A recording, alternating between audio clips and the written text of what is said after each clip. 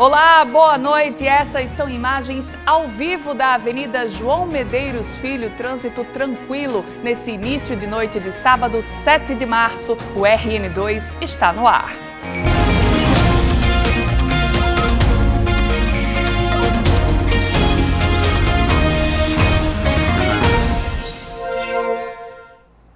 E a gente já começa essa edição falando sobre o coronavírus, porque o aumento no número de casos da doença aqui no Brasil e no mundo mexeu com a rotina de passageiros nos terminais aqui do Rio Grande do Norte. Quem precisa viajar teme, claro, a contaminação pela doença que se propaga pelo ar ou pelo contato pessoal. A depender dos netos, Jerúzia não teria embarcado. A professora viajou neste sábado para visitar a filha em Brasília, mas foi com o coração na mão. Não só pelas crianças que ficarão com saudades, mas com medo do tal coronavírus. Aqui no Rio Grande do Norte ainda não há nenhum caso confirmado de coronavírus. Apenas 4 pessoas continuam sob investigação. No Brasil, 14 casos já foram confirmados e mais de 600 estão sob investigação. A maioria das pessoas infectadas veio de países com surto da doença, como China e Itália. Segundo a Organização Mundial da Saúde, o coronavírus é transmitido pelo contato pessoal próximo, por meio de tosse ou espirro ou ainda do toque em objetos contaminados. Para evitar o contágio, é importante estar sempre lavando as mãos com frequência com água e sabão ou ainda usando álcool em gel, como a gente viu na reportagem. Até o momento, não há uma vacina específica, só tratamento dos sintomas e coriza, que são coriza, tosse e dor de garganta e que podem aparecer entre o primeiro e o 12º dia após a exposição ao vírus. Pessoas com mais de 60 anos e com doenças crônicas, como diabetes, por exemplo, têm mais riscos de ter a doença agravada. O usuário do serviço de trens urbanos da região metropolitana de Natal percebeu hoje que a tarifa ficou mais cara. Esse foi o último aumento previsto no escalonamento tarifário da CBTU, que elevou o preço da passagem de 50 centavos para R$ 2. O governo do estado renovou por mais 180 dias a situação de emergência por causa da seca em 132 cidades do estado. O decreto foi publicado no Diário Oficial de hoje. Segundo o governo, apesar das últimas chuvas, ainda existem dificuldades no abastecimento de água em várias localidades e os grandes reservatórios de água acumulam atualmente de 30% a 35% da capacidade.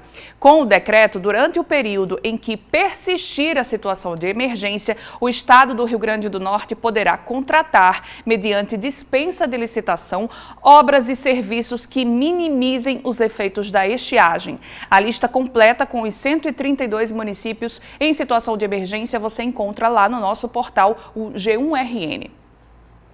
E olha, hoje choveu forte em várias cidades do interior do estado e nós recebemos muitos relatos e vídeos de telespectadores mostrando algumas consequências dessas precipitações. A repórter Juliane Barreto tem os detalhes e conta tudo pra gente agora, não é isso, Juliane? Em Santana do Matos eu soube que choveu bastante também, não foi?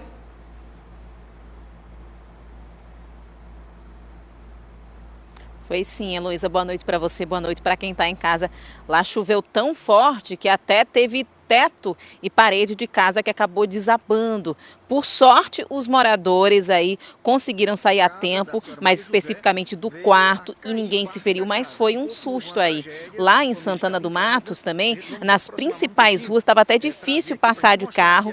Tinha rua que não dava para passar de jeito nenhum, porque virou praticamente um rio. As ruas ficaram aí alagadas e deve continuar chovendo até amanhã, também aí com possibilidade de ventos fortes nesses 136 municípios. A Imparne deve divulgar aí na segunda-feira quanto choveu em cada cidade aqui no Rio Grande do Norte. Eu volto com você aí no estúdio.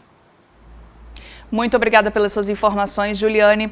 E olha, hoje foi um dia de chuva também em Mossoró. E em cidades maiores, os transtornos que ficam após as precipitações são mais evidentes, né? A chuva, nem tão intensa que caiu pela manhã, foi suficiente para deixar muitos moradores aflitos. Seu Jacinto tem visto de perto essa situação. Tá difícil para vocês, hein, seu Jacinto? E muito. Tá difícil, não é pouco não, é muito. Da Vicente Martins, a gente está cruzando aqui para chegar a outras ruas paralelas que também tem acúmulo de água e os moradores sofrem muito. Veja só onde é que fica acumulada parte da água que escoou da Vicente Martins. É nessa lagoa, nesse terreno aqui abandonado, e se forma uma lagoa. Para isso aqui secar, ó, os moradores disseram que são vários dias. Imagina a quantidade de mosquito que se acumula por causa dessa água. E aí essa água ela vai escoar por esses bueiros. Tem um aqui desse lado, que está vendo o movimento da água saindo da lagoa. Tem outro aqui desse outro lado, mais um bueiro. E tem outro bueiro aqui para esse lado, que é esse que está bastante entupido. O reflexo desse bueiro entupido a gente vê aqui, ó, no escoamento da água pluvial feito pela Caerne. A água não passa, está praticamente parada. E um incêndio atingiu hoje à tarde um restaurante na Avenida João da Escócia, também em Mossoró. Ninguém se feriu. Tinha pouca gente no local quando a caixa de distribuição de energia começou a pegar fogo. Segundo um dos funcionários, houve um apagão por volta das 2 da tarde, possivelmente provocado pela chuva. A gente fala agora sobre empreendedorismo. É que o número de empresas que vendem marmitas teve um crescimento de mais de 120% nos últimos 3 anos aqui no estado. Isso segundo dados do Sebrae. O crescimento foi maior do que a média nacional e está diretamente ligado à dificuldade de empregos formais, mas também com a saúde. O Sebrae tem um serviço gratuito de orientações para quem quer empreender ou melhorar os negócios. É só agendar pelo telefone 0800 570 0800. Agora vamos saber com Tadeu Schmidt quais serão os destaques do Fantástico desse domingo. E amanhã, dia 8 de março, é celebrado o Dia Internacional das Mulheres. E para comemorar a data, o nosso portal G1RN criou uma enquete especial. Olha só. Olá, boa noite. O Rio Grande do Norte tem uma série de exemplos de pioneirismo feminino registrados nas páginas da história.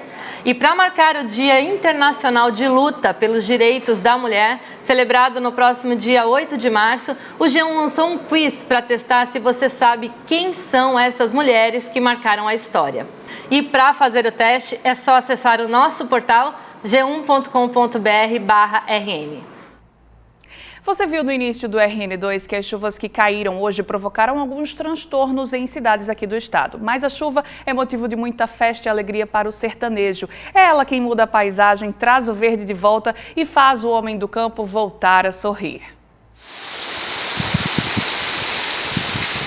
O sertão se transformando com uma visitante que passou tempos distantes, mas voltou com tanta força que tem dia que parece até que quer matar a saudade que estava do interior do estado. Chuva que vem chegando desde dezembro sem cansar.